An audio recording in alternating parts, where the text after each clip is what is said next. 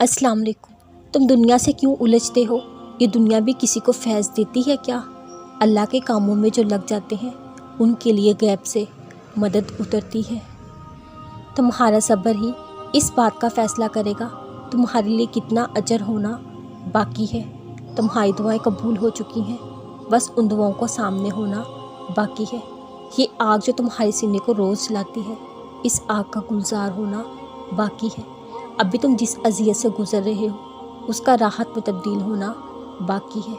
कहानी का मुकम्मल होना बाकी है। आजमाइश के बाद मुआवजा होना बाकी है। बेफ़िक्र होकर सारे मामलात उसके हवाले कर दो, वो सब कुछ संभाल लेगा। तुम बस उस पर यकीन रखो। दुनिया से कोई उम्मीद तुम ना रखो, अल्लाह तुम्हारे लिए काफ़ी है, बस उसी से तुम उम्मीद रखो। तुम्हें कभी भी वो तकलीफ़ में तड़पता हुआ ना छोड़ेगा।